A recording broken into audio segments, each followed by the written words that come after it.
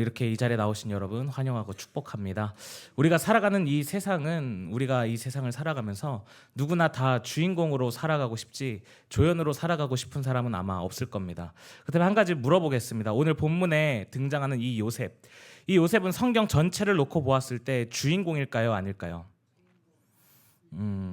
약간 고민이 되죠. 요셉이 등장하는 이 창세기라는 성경이 총 50장으로 되어 있습니다. 이 요셉의 이야기가 본격적으로 등장하는 게 37장입니다. 그리고 끝까지 물론 38장에 유다와 다말의 이야기가 등장을 하긴 하지만 50장까지 거의 14장, 다 유다와 다말의 이야기를 빼면 13장에 걸쳐서 요셉의 이야기가 등장하는데 거의 구약 성경의 3분의 1이 요셉의 이야기라 볼 수 있습니다. 주인공일까요, 아닐까요? 구약에 중요한 인물들이 참 많지만 하나님이 이스라엘 백성들에게 자신을 이야기할 때 뭐라고 말씀하시느냐, 출애굽기 3장 6절에 보니까 이렇게 말씀을 하십니다. 제가 읽어드리겠습니다. 또 이르시되 나는 내 조상의 하나님이니 아브라함의 하나님, 이삭의 하나님, 야곱의 하나님이니라. 모세가 하나님 배업기를 두려워하여 얼굴을 가리매. 지금 누구의 하나님이라고 말씀하세요? 아브라함, 이삭, 야곱의 하나님이라고 이야기를 합니다. 누가 지금 빠졌어요? 요셉이 빠졌습니다. 아니 구약의 3분의 1에 그렇게 3분의 1에 걸쳐서 요셉의 이야기를 그렇게 하시고는 지금 요셉을 빼뜨리셨단 말이죠. 심지어 예수님이 어떻게 탄생하셨는가, 예수님의 족보가 이제 마태복음 1장에 등장하지 않습니까? 마태복음 1장 1절에서 2절에 있는 말씀을 보게 되면 이렇게 나와 있습니다. 아브라함과 다윗의 자손 예수 그리스도의 계보라. 그러면서 2절에 뭐라고 기록되어 있냐니까 아브라함이 이삭을 낳고 이삭은 야곱을 낳고 야곱은 누굴 낳아요? 유다와 그의 형제들을 낳았다라고 이야기를 하고 있습니다. 우리가 알고 있는 인물의 중요도를 생각한다면 예수님의 족보에서 야곱 다음에 요셉이 나와야 되는데 요셉이 아니라 유다가 나옵니다. 그러니까 어떻게 보면 성경 전체를 놓고 보았을 때 요셉은 주인공이 아니었던 것 같습니다. 도대체 왜 하나님이 그러셨을까요? 요셉의 이야기를 그렇게 많이 하셔놓고 중요한 순간순간마다 하나님께서 또 자신을 드러내실 때 또 예수님의 족보에서 요셉의 이름을 빼놓았다라는 것이 의아하다라는 것입니다. 왜 그랬을까요? 답은 사실 저도 모르겠습니다.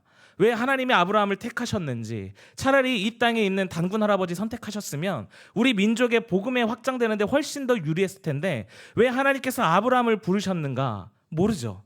아브라함의 아버지가 누구입니까? 데라라고 하는 사람입니다. 여호수아서 24장 2절을 보게 되면요, 데라는 우상을 섬기는 사람이라고 나옵니다. 그렇다면 그의 아들이었던 아브라함도 자연스럽게 우상의 영향력 아래에 놓여 있던 사람이었을 텐데 왜 하필 그 우상을 섬기던 가문의 아브라함을 선택했느냐 모른다라는 거죠. 왜 아브라함을 선택하셨는지, 왜 요셉이 아니라 유다를 선택하셨는지 우리는 그 이유를 알 수 없다라는 것입니다. 그러나 중요한 것은 아브라함은 아브라함대로, 야곱은 야곱대로, 유다는 유다대로, 또 요셉은 요셉대로 하나님이 사용하신다라는 것입니다. 그렇다면 다시 한번 여쭤보겠습니다. 성경의 주인공이 누구입니까? 아브라함입니까? 이삭입니까? 야곱입니까? 아니죠. 성경의 주인공은 하나님이십니다. 성경은 하나님이 어떠한 분인지를 우리에게 알려주는 책입니다. 그래서 아브라함은 아브라함대로 하나님이 어떠한 분인지를 우리에게 알려주고 계시고, 야곱은 야곱대로 하나님이 어떠한 분인지를 우리에게 알려주십니다. 또 요셉은 요셉대로 하나님이 어떠한 분인지를 우리에게 알려준다라는 거죠. 그래서 우리는 하나님의 쓰임새에 맞게 하나님을 드러내기 위한 도구로서 사용되어진다라는 것입니다. 근데 문제는 뭘까요? 내 인생의 주인공이 나라고 생각한다라는 것입니다. 그러다 보니까 내가 주인공이 되어지기 위한 것들에 그 주인공이 되어지기 위해서 필요한 것들이 너무나도 많다라는 거죠. 우리가 하나님의 목적에 맞게 쓰여지기보다는 이것도 갖고 싶고 저것도 갖고 싶고 나는 이것도 하고 싶고 저것도 하고 싶어지는 것이죠. 그래서 우린 자꾸 나에게 없는 것들을 추구하며 살아갑니다. 내가 갖지 못한 것을 자꾸 바라보며 살아가는 거예요. 옷을 굉장히 잘 입는 사람들의 특징이 뭔지 아십니까? 굉장히 심플하게 입는다라는 것입니다. 예를 들어서 흰 티에 청바지를 입는다든지 굉장히 깔끔하게 입습니다. 그리고는 딱 한두 군데에만 포인트를 주죠. 안경을 좀 괜찮은 걸 쓴다든지 때로는 목에 스카프를 두른다든지 그렇게 한두 군데에 포인트를 주게 됩니다. 그런데 희한하게도 머리끝부터 발끝까지 포인트를 주는 사람을 뭐라고 부르는지 아십니까? 광녀라고 부릅니다. 광녀. 머리에는 근본을 알 수 없는 이상한 꽃무늬 모자를 쓰고 또 옷은 어디서 샀는지 정체 모를 꽃들이 그려져 있는 꽃무늬 옷을 입고 신발마저 꽃이 그려져 있으면 그게 뭐예요? 광녀입니다. 광녀. 여러분 포인트는요. 한두 가지만 주는 겁니다. 한두 가지의 포인트가 그 사람을 진짜 멋스럽게 만들거든요. 우리의 인생도 마찬가지입니다. 우리의 인생에 한두 가지의 포인트가 드러날 때 진짜 멋스러운 인생입니다. 그런데 우린 자꾸 우리 인생에 여러 가지의 포인트를 만들려고 한다라는 것이죠. 왜요? 나를 드러내야 하니까. 내가 주인공이 아닌 인생에 자꾸 내가 주인공이 되려고 하니까 어려운 것이죠. 우리가 이 요셉의 이야기를 읽어 나갈 때, 또 창세기 전체를 읽어 나갈 때, 더 나아가서 성경 전체를 읽어 나갈 때 가장 중요한 것은 그 인물에 관하여서 집중하는 것도 너무나도 중요하지만 그 인물 너머에 하나님이 어떠한 일을 행하고 계신가를 바라보는 게 훨씬 더 중요하다는 것이죠.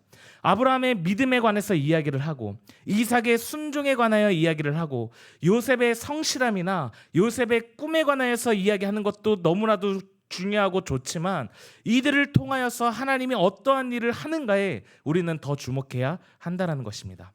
오늘 본문을 살펴보면 요셉이 꿈을 꾸었습니다. 그렇다면 이 꿈이 어떠한 의미를 가지고 있는지 먼저 좀 배경을 살펴보기를 원하는데요. 오늘 본문이 이 펼쳐지는 앞장인 36장 1절을 보게 되면 이렇게 기록되어 있습니다. 36장 1절에 있는 말씀인데요. 같이 한번 읽어보겠습니다. 시작. 그러니까 야곱의 형 요셉의 큰아빠인 에서의 족보에 대해서 이야기를 하고 있습니다. 36장 전체가 이제 에서의 족보에 대해서 기록을 하고 있는데요. 에서가 낳은 인물들 한 사람 한 사람을 살펴보면요, 굉장합니다. 5명의 아들이 있었는데요. 그 아들들에게는요 14명의 족장이 있었고요, 무려 8명의 임금 왕이 있었다라고 이야기를 합니다. 36장을 읽어보잖아요. 그러면 에서의 집안이 너무나도 화려합니다.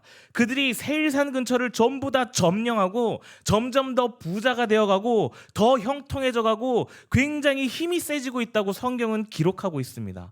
그리고 나서 이제 오늘 본문인 37장 1절에 뭐라고 기록하느냐, 우리 37장 1절에 있는 말씀 다시 같이 한번 읽어보도록 하겠습니다. 37장 1절입니다. 시작. 야곱이 가나안 땅 곧 그의 아버지가 거류하던 땅에 거주하였으니 야곱의 족보는 이러하니라. 아멘.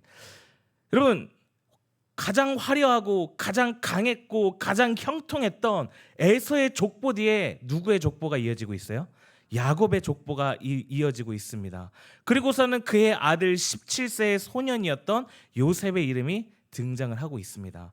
그렇다면 지금 성경이 이야기하고 있는 것은 무엇이냐면, 에서에게는 5명의 아들이 있었고 그들에게서 태어난 14명의 족장들과 8명의 왕들이 있어서 그들은 정말 대단했고 굉장히 능력이 있었고 강했고 번성했고 성공했다면, 그와 반면에 요셉의 족보는 어떠냐? 굉장히 초라하다라는 거예요. 에서의 자손들이 승승장구할 때에 야곱의 자손들에 대한 이야기가 이제 등장하는데, 이거는 뭐 말할 수 없는 난장판이었습니다. 분명 하나님께서는요 큰 자가 작은 자를 섬길 것이라고 말씀하셨는데, 지금 이 두 집안의 상황만 놓고 본다면 작은 자였던 요셉은 오히려 큰 자였던 에서에게 게임이 되지 않는 상황이에요.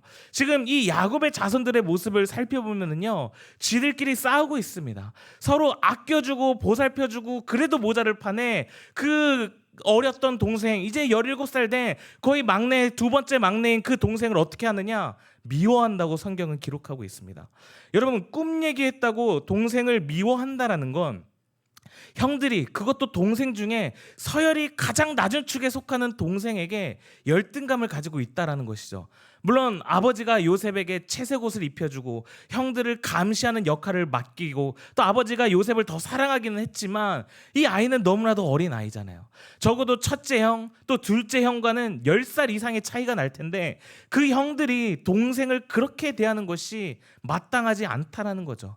형들이 꿈을 꾼 요셉을 향하여 뭐라고 이야기를 하는지 아십니까? 우리가 읽지는 않았지만 19절에 살펴보면 이렇게 이야기를 합니다. 꿈꾸는 자가 오는도다.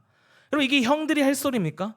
응원해주고 도와주고 그래도 모자를 파내 비아냥거리고 있습니다. 물론 사실 요셉에게도 문제가 없는 건 아닙니다. 형들이 들으면 기분 나빠할 그 꿈의 이야기를 어떻게 합니까? 가서 형들에게 이야기를 하죠. 지금 이 집안의 상황을 보니까요, 형들이 문제가 있어요. 요셉을 보니까요, 요셉에게도 문제가 있습니다. 그의 아버지였던 야곱을 보니까요, 요셉만을 편애하는 그 모습을 보면서 아버지에게도 문제가 있다라는 것을 살펴볼 수 있습니다. 집안이 지금 문제투성입니다. 아주 그냥 콩가루 집안이에요. 그뿐이겠습니까? 다음 장인 38장을 보게 되면은요, 37장에서 요셉이 보디발에게 팔리는 장면으로 끝이 나고 38장에서는 뜬금없이 야곱의 아들 중에 유다가 자신의 며느리인 다말과 관계를 맺어 자녀를 낳게 되는 이야기가 등장을 합니다. 중간에 너무 생뚱맞게 유다 이야기가 나온다라는 것이죠. 그것도 굉장히 부적절한 내용으로 등장하게 됩니다. 그러니까 적어도 제가 생각했을 때 이 창세기의 후반부의 주인공은 요셉이 아니라는 거죠. 그렇다면 이 창세기 후반부의 주인공은 누구냐? 하나님이시라는 겁니다. 지금 이 본문에서 대조가 되고 있는 것은 누구냐 하면 야곱과 에서입니다. 에서의 자손은 어떠했느냐, 또 야곱의 자손은 어떠했느냐를 성경은 지금 보여주고 있는 것입니다. 그러면서 야곱의 자손이 이렇게도 난장판인데 아무것도 아닌 요셉이라고 하는 이 한 소년을 통하여서 하나님께서 어떠한 대반전의 역사를 일으키실지를 보여주기 위한 본문이 바로 오늘 본문의 말씀이라는 겁니다. 에서가 정말 대단한 것 같고요, 에서가 정말 너무나도 강한 것 같고요, 에서가 승승장구하는 것 같지만 하나님의 선택은 에서가 아니라 야곱의 가정이었고 그 중에 17살짜리의 작은 소년이었다라는 거죠. 여러분, 이 세상을 살아가다 보면은요, 다른 사람들이 너무나도 대단해 보입니다. 나 빼고 다 잘 되어가는 것 같아요. 그러니까 어떻게 해요? 나도 잘 되기 위해서, 아니 나도 잘 되는 것처럼 보여주기 위해서 내 눈에 좋아 보이는 것들을 우리는 자꾸 채우며 삽니다. 그러니까 여러분, 대한민국 땅에서 왜 그렇게 의사에 열광할까요? 의사가 좋아 보이니까, 남들이 좋다고 하니까, 적어도 우리나라에서는 의사가 좋아 보이니까 너도 나도 손잡고 의사 되려고 하는 거 아니겠습니까? 저한테 한번 물어보세요. 의사 할래 목사 할래 물어보면 제가 뭐라고 대답할 것 같습니까? 의사, 영혼을 살리는 의사입니다. 중국은 어떤지 아십니까? 이과 나온 친구들이 의대에 들어간다기보다는 다 공대로 향하는 겁니다. 그러니까 점점 한국과 중국의 기술의 격차가 줄어들고 있는 거 아니겠습니까? 그러니까 우리는 자꾸만 좋은 것들을 찾아 채워 나가는 인생이라는 거죠. 그런데 그 좋은 것들, 영어로는 굿이라고 이야기를 합니다. PPT 한번 띄워주시겠습니까? 영어로 굿이라고 하는 이 영어 단어에 하나님을 빼면 어떻게 되는지 아십니까? 한 장 넘겨주세요. GOD를 빼보세요. 그럼 뭐가 남죠? 제로. 아무것도 남지 않아요. 이 문구가 충영교회 전도지에 있더라고요. 여러분, 여러분이 아무리 멋진 인생을 살아가고, 여러분이 아무리 좋은 것들을 소유하고, 아무리 대단한 것들을 누리며 살아간다 할지라도 만약 여러분들의 인생에 하나님이 빠지면 제로, 아무것도 아니라는 겁니다. 아무런 열매도 맺지 못하고 아무것도 남지 않는 인생. 정말 우리의 인생 가운데 하나님이 다스리시고 하나님이 통치하시는 그 하나님의 나라를 살아가면서 정작 그 가운데에서 하나님이 빠져버린다면 제로, 아무것도 남지 않는 인생을 살아가게 된다라는 거죠. 반대로 말해볼까요? 아무것도 없는 제로의 인생. PPT 다시 한번 띄워주시겠습니까? 그 인생 가운데 하나님을 더하면 어떻게 되겠습니까? 굿. 다시 더할 나위 없는 좋은 인생이라는 거죠. 여러분, 오늘 본문의 말씀처럼 이 야곱의 집안을 보세요. 뭐 하나 내세울 게 있습니까? 박살난 집안입니다. 내세울 게 하나도 없는 집안이에요. 그 집안에서 하나님을 붙드는 이 요셉이라는 한 사람을 통하여서 이스라엘이 준비되었던 것처럼 혹시 여러분의 인생 가운데에도 아무것도 없는 제로의 인생 같다고 생각되어진다면 하나님을 붙드시기를 바라겠습니다. 그리고 만약 여러분들이 이미 좋은 인생을 살아가고 계시다고 생각되신다면 그 인생이 제로가 되지 않도록 하나님을 붙드시기를 바라겠습니다.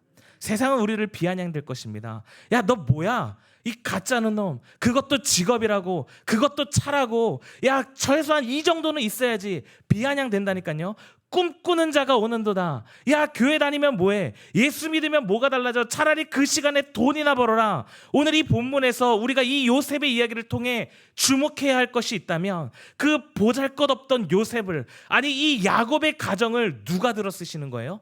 하나님이 들어쓰신다라는 거예요. 에서의 집안은 대단했고 강했고 엄청났습니다. 그러나 그 가문 가운데 하나님이 빠지니까 어떻게 되는 거예요? 끊임없이 이스라엘을 괴롭히며 하나님의 심판을 받는 민족이 되는 반면 이 야곱의 집안은 너무나도 초라하고 보잘것없는 제로와 같은 그러한 집안이었지만 그 집안 가운데 하나님이 함께 하시니까 어떻게 되는 거예요? 더할 나위 없는 하나님 나라의 도구로서 너무나도 훌륭한 도구로 사용되어지고 있다라는 것이죠.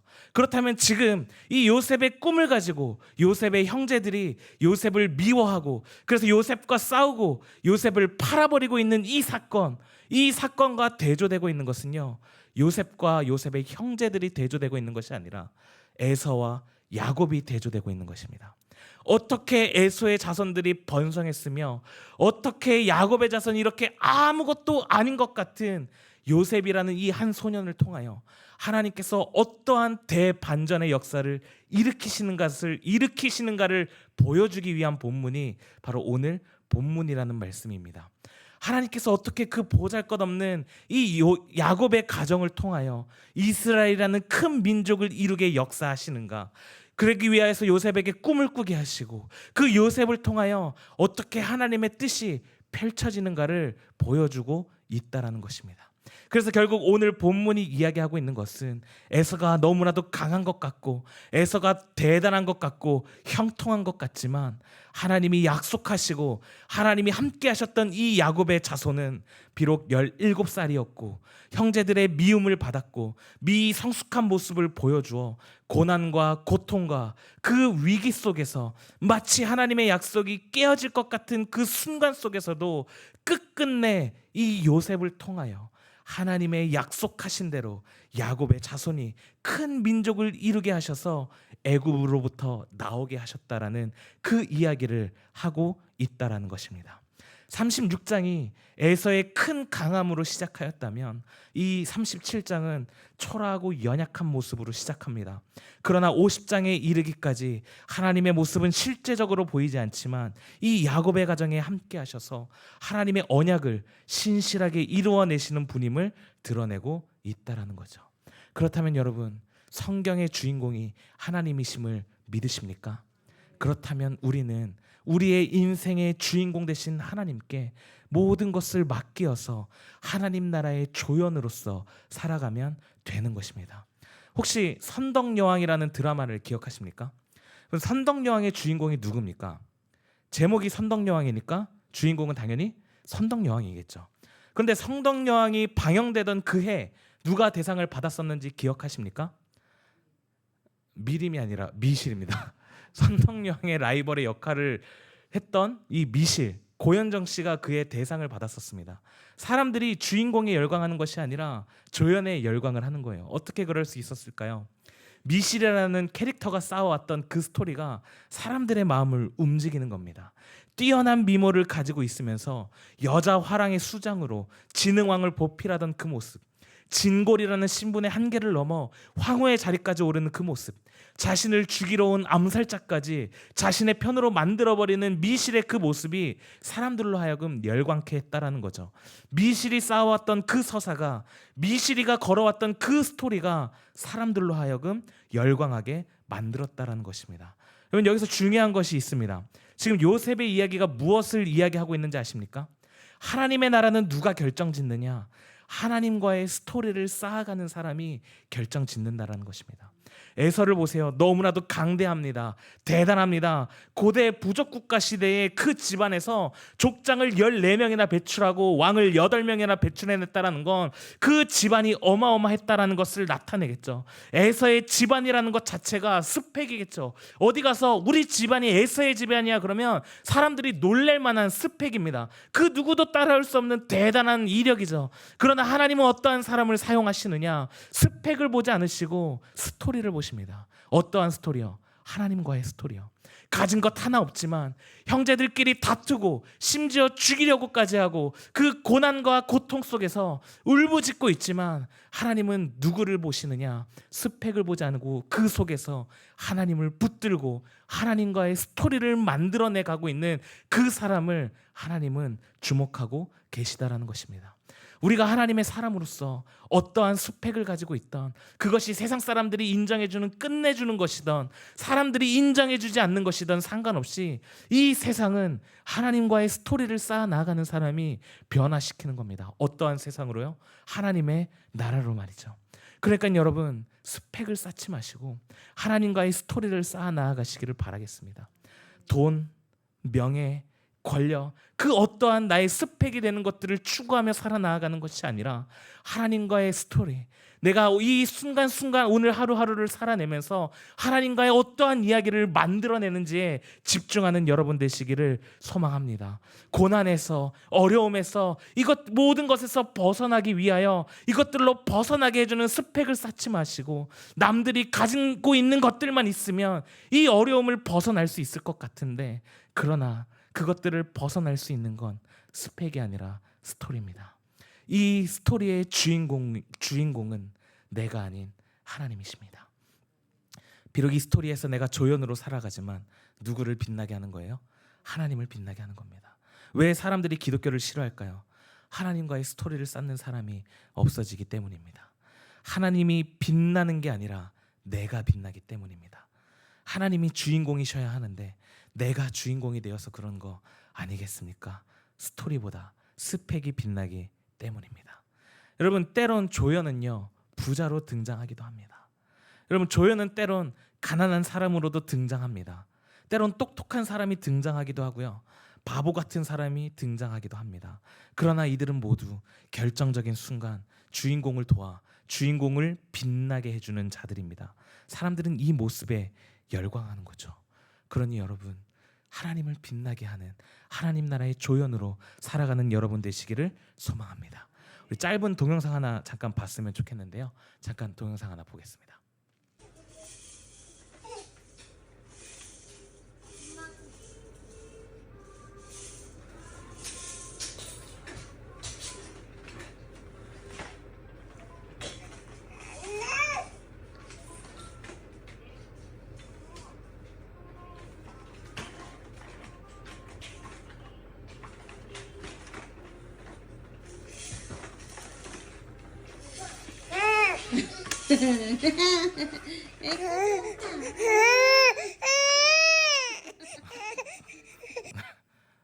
오늘 처음 걸은 겁니다. 아까 아내가 저한테 이제 영상을 보내줬는데 좀 전에 받은 영상입니다. 저희 애가 한 11월 생이니까 대략 한 8개월 정도 됐을 거예요. 근데 벌써 이제 저렇게 걷고 있는 겁니다. 그래서 마지막에 지도 처음 걸었으니까 지도 모르게 걸어놓고 깜짝 놀라서 우는 것 같아요. 또래에 비해서 꽤 빠른 것 같죠? 아마 천재가 아닐까 조심스럽게 생각해 봅니다. 다 아빠를 닮아서 그렇겠죠. 근데 저희 하나가 저렇게 걷기까지 얼마나 많은 넘어짐이 있었는지 정말 셀 수도 없습니다. 혼자서 짚고 일어서다가 엉덩방아도 찍고 때로는 머리도 박고, 그때마다 어떻게 해요? 우는 거죠. 그러면 어떻게 합니까? 엄마가 달려가서 달래주는 거죠. 위로해 줍니다. 여러분, 보통의 한 아이가 걷기까지 약 3,000번을 넘어진다고 합니다. 하루 평균 20번이라고 해요. 그렇다면 그 3,000번의 넘어짐마다 무엇이 있느냐? 3,000번의 엄마의 달램과 위로가 있었다라는 것이죠. 여러분들도 다 그렇게 아이를 키우신 거 아니겠습니까? 근데 바꿔 말하면 우리 역시도 다 그렇게 컸다라는 거죠. 3,000번의 넘어짐 속에서 어머니의 달램과 위로를 받으며 넘어지면 일어서고 넘어지면 일어서고 결국 우리는 걷게 된 거 아니겠습니까? 여러분, 우리의 인생이 똑바로만 걸을 수 있다면 얼마나 좋겠습니까? 하지만 그렇지 못하다라는 것을 여기 계신 여러분들이 더 잘 아실 겁니다. 좀 하나님 앞에서 이번 한 주 정말 그리스도인으로서 최선을 다해서 멋지게 살아냈습니다 라고 고백하고 싶은데, 언제나 늘 넘어지는 우리의 모습을 보며 하나님, 우리의 죄를 용서해달라고 고백할 수밖에 없는 게 우리의 모습 아니겠습니까? 가정에서 넘어지고, 회사에서 넘어지고, 때로는 관계에서 넘어지고, 나의 욕망에 넘어지고, 심지어 교회에서조차 넘어지는, 어쩌면 이제는 그 넘어지는 모습이 무뎌져서 내가 넘어졌는지 넘어지지 않았는지 분간조차 하지 못한 채 살아가는 우리의 모습인 것 같습니다. 여러분, 넘어져 있는 우리의 모습을 인지하지 못한다는 게 얼마나 비참한지 아십니까? 이것은 하나님의 가장 큰 형벌입니다.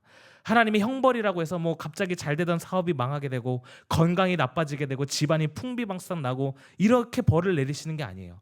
하나님의 가장 큰 형벌은 유기입니다. 내버려 두시는 거예요. 넘어지든지 말든지 내버려 두시는 겁니다. 깨닫지 못하니까 넘어진 그 모습 그대로 내버려 두시는 겁니다. 그런데 하나님은 우리들을 가만 내버려 두지 않으십니다. 오늘도 이 시간에 우리를 향해 물으시는 거예요. 쓰러지고 넘어져 있는 우리를 향해 물으시는 겁니다. 우리가 그리스도인이라고 이야기하지만 그리스도인으로서 살아가지 못하는 우리를 향해 물으십니다. 예수님을 처음 믿었던 그 사랑과 열정을 잃어버린 우리를 향해서 일상이 깨어지고 신앙이 깨어지고 늘 예수님을 배반하며 살아가는 우리에게, 그래서 울고 있는 우리에게, 탄식하고 있는 우리에게, 인생의 가장 비참한 순간을 마주하고 있는 우리에게 찾아오셔서 뭐라고 물으시느냐? 너의 인생 가운데 내가 함께하고 있느냐? 물으신다라는 겁니다. 여러분, 이 어려움을 하나님과 함께 견뎌낸다면 졸업장이 주어지는 거고, 그 어려움을 극복하면 하나님의 사람으로서, 하나님의 수준의 사람으로 되어져 가는 것이겠죠. 그러니 여러분들의 광야를 고난이라 보지 마시고 하나님과의 스토리가 쓰여져 내려가는 시간이라 믿으시기를 바라겠습니다. 이 스토리가 쌓이고 쌓여서 하나님의 나라를 이루어가는 거 아니겠습니까? 비록 우리가 너무나도 뛰어난 스펙을 가지고 있고 남들이 부러워하는, 또 남들이 선망하는 대단한 것들을 가지고 있다 할지라도 그 안에 하나님과의 이야기가 담겨 있지 않는다면 제로 아무것도 남아있지 않습니다. 그러나 비록 내가 보잘것없고 초라하고 연약한 것 같아도 그 속에 하나님이 함께 하신다면 너무나도 멋진 인생 아니겠습니까? 여러분, 하나님은 꿈을 꾸었던 이 요셉이라는 그 보잘것없는 소년을 통하여서 이스라엘을 이루어 가셨음을 기억하시기를 바라겠습니다. 크고 강성했던 에서가 아니라 콩가루 같던 이 야곱의 집안에서 형들에 의해 노예로 팔려갔던 요셉, 꿈꾸는 자가 오는도다라고 비아냥을 들었던 요셉, 그 비아냥을 하나님이 역전시켜 주시는 것입니다. 여러분, 이 땅에 어떠한 사람이 필요할까요? 하나님과의 스토리를 쌓는 사람이 필요합니다. 고난의 순간순간마다, 위기의 순간순간마다, 또 모든 것이 잘 풀리는 형통의 순간순간마다, 매 순간순간마다 스펙이 아니라 하나님과의 스토리로 살아가는 사람, 그 스토리가 때로는 허황된 것 같아서 사람들이 비웃는다 할지라도 꿈꾸는 자가 오는도다. 그러나 하나님은 이렇게 말씀하실 것입니다. 꿈꾸는 자가 오는도다. 하나님 나라는 바로 이러한 자들의 것 아니겠습니까? 고난의 순간에도, 고통의 순간에도, 어떠한 순간에도 좌절하지 마시고 낙담하지 마시고 하나님 붙들고 하나님과 멋진 이야기를 쌓아 나아가시기를 바라겠습니다. 그 사람을 통하여 하나님은 하나님의 나라를 이루어 가실 것입니다. 연약하고 초라했던 야곱의 가정을 통하여 이스라엘을 이루어 나아가신 것처럼 아무것도 없는 그 가정을 통하여 모든 것이 뛰어난 그 가정을 넘어서서 하나님의 나라를 이루어 가신 것처럼 하나님과 멋진 이야기를 쌓은 여러분들을 통하여 이 땅 가운데 하나님의 나라가 임하게 될 것입니다. 제가 기도하겠습니다.